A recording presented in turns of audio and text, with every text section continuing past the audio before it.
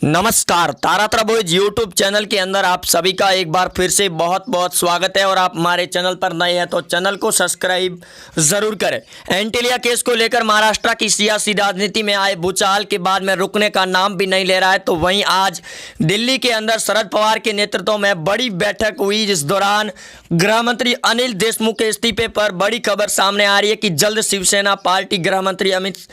अनिल देशमुख के इस्तीफे का भी ऐलान करेगी। वहीं आपको बता दें कि एंटीलिया केस को लेकर सचिन वाजे से लगाकर परमवीर सिंह के द्वारा गृह मंत्री अनिल देशमुख पर जब बड़े आरोपों के साथ में खुलासा किया गया, तो उसके बाद में अब बीजेपी के नेता हो या फिर विपक्ष की कोई भी पार्टी, सचिन वाजे एंटीलिया केस और मनसुख हिरेन को लेकर लगातार हो रहे बड़े खुलासों के बाद में सबसे अहम और मास्टरमाइंड नाम सामने आया है गृह मंत्री अनिल देशमुख का। वहीं परमवीर सिंह ने उद्धव ठाकरे को लेटर लिखते हुए ये भी बड़े तौर पर बयान मीडिया हवाले से भी दिया कि परमवीर सिंह और सचिन वाजे को गृह मंत्री अमित शाह के द्वारा 100 करोड़ रुपए वसूलने का आदेश दिया गया था। इसी के सिलसिले में लगातार मनसुख हिरेन से रुपए वसूलने के लिए सचिन वाजे के द्वारा बड़े तौर पर ऑपरेशन चलाया गया। तो दूसरी ओर एनआईए की टीम ने एक और महत्वपूर्ण बड़ा खुलासा कर दिया कि सचिन वाजे होटल के अंदर फर्जी आईडी के तहत 2 दिन तक ठहरे थे। आखिरकार उनकी क्या वजह थी? वही दोस्तों, जिस प्रकार से मीडिया सूत्रों के हवाले से खबरें सामने आ रही है, उसी हिसाब से लगातार सियासी राजनीति के अंदर बड़ा भूचाल आने की पूरी तैयारी में। वहीं भाजपा के नेताओं ने भी ऑपरेशन लोटस की तैयारी शुरू कर दी है, जिसके चलते शरद पवार के एमवीए गठबंधन तोड़ने की खबरें भी सामने आ रही है। दिल्ली के अंदर हुई आज इस बैठक के दौरान परमवीर सिंह को लेकर, गृह मंत्री अनिल देशमुख को लेकर भी काफ़ी ज़्यादा चर्चाएं रही और बैठक के बाद में ये बड़ी अपडेट सामने आ रही है कि अनिल देशमुख अपना इस्तीफा दे सकते हैं आज शाम तक। तो दूसरी ओर भाजपा पार्टी के नेताओं ने भी बयान दे दिया कि 30 मार्च से पहले बीजेपी की सरकार बनेगी महाराष्ट्र में, जिसको लेकर संजय राउत और उद्धव ठाकरे भी बौखलाए हुए नजर आ रहे हैं। यहाँ तक कि उद्धव ठाकरे ने यह भी बयान दिया कि अगर सरकार गिराने की कोशिश भी की गई या फिर इसके अंदर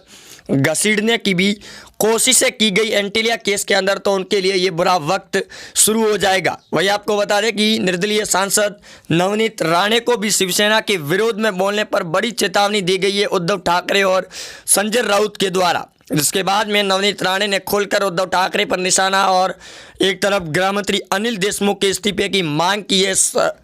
सदन की कार्रवाई के दौरान, जिसकी वजह से उद्धव ठाकरे के नेता भी बौखलाए हुए नजर आ रहे। तो वहीं करीब 23 बड़े एमएलए बीजेपी पार्टी के दामन थामने का बड़ा ऐलान जारी हो चुका है। और जिस प्रकार खबरें सामने आ रही है कि बीजेपी के अंदर शामिल होने की पूरी तैयारी में है, यहाँ तक कि उद्धव ठाकरे को बड़ा झटका लग सकता है। शरद पवार के नेतृत्व में अजीत पवार के भी ऐलान बड़े तौर पर दिखाई दे रहे हैं, जिसकी वजह से दोस्तों सचिन वाजे और मनसुख हिरेन केस को लेकर लगातार बड़े से बड़े खुलासे हो रहे हैं। परमवीर सिंह के खुलासों के बाद में अर्णव गोस्वामी के खिलाफ में हुई साजिश भी बेनकाब हो गई, जिसके चलते उद्धव ठाकरे के द्वारा रची गई साजिश परमवीर सिंह ने बेनकाब कर ली कि उद्धव ठाकरे की सरकार के द्वारा उन पर लगातार दबाव बनाया गया था अर्णव गोस्वामी के खिलाफ में एक्शन लेने के लिए। यहाँ तक कि उन्होंने ये भी कहा कि जो एंटीलिया केस है, इसके अंदर सचिन वाजे सिर्फ एक मोहरा है, इसके अंदर शिवसेना के और भी कई बड़े नेता खुलकर सामने आ सकते हैं। यहाँ की गृह मंत्री अनिल देशमुख का नाम सामने आने के बाद पूरी तरीके से राजनीति के अंदर भूचाल मच चुका है। उद्धव ठाकरे लगातार बचने की कोशिशें कर रहे हैं, लेकिन बीजेपी के नेता देवेंद्र फडणवीस लगातार उनको फटकार लगा रही है। तो वहीं मीडिया सूत्रों के हवाले से ये भी खबर सामने आ रही है कि बीजेपी नेता और निर्दलीय सांसद नवनीत राणे के द्वारा महाराष्ट्र के अंदर राष्ट्रपति शासन लगाने की मांग की गई है, जिसको लेकर उद्धव ठाकरे के तोते की तरफ फड़फड़ाने वाले नेता संजय राउत ने भी बयान दिया कि अगर राष्ट्रपति शासन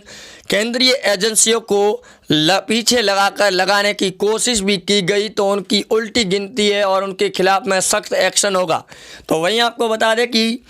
उप मुख्यमंत्री अजीत पवार के द्वारा भी बड़ा स्टेटमेंट दे दिया गया है सचिन वाजे, परमवीर सिंह और एंटीलिया मनसुख हिरेन केस को लेकर, जहां ये भी खबरें सामने आ रही है कि एटीएस की टीम को कई बड़े सबूत हाथ लगे हैं। तो वहीं एनआईए की टीम का ये बड़ा खुलासा है कि सचिन वाजे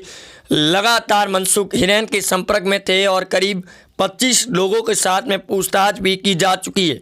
इस दौरान में कई बड़े खुलासे हुए तो कई बड़ी बीजेपी के फेवर में सरकार बनना की रणनीति भी तय हो चुकी है। ऑपरेशन लोटस की तैयारी के बावजूद भी बीजेपी पार्टी उद्धव ठाकरे को मात देने के लिए तैयार हो चुकी है, लेकिन लगातार बन रहे समीकरण के मुताबिक उद्धव के लिए इस बात की अब चिंता शुरू हो चुकी है कि इस मार्च महीने के अंदर या फिर अप्रैल के पहले सप्ताह के अंदर सरकार को बड़ी झटका दिया जाएगा और इस दौरान सरकार भी संभलने को तैयार भी नहीं हो पा रही है, जिसकी वजह से कांग्रेस के नेता और शरद पवार से लगाकर शिवसेना के नेताओं के साथ में भी दिल्ली के अंदर आज इमरजेंसी के अंदर हुई बैठक के बाद में गृह मंत्री अनिल देशमुख ने अपना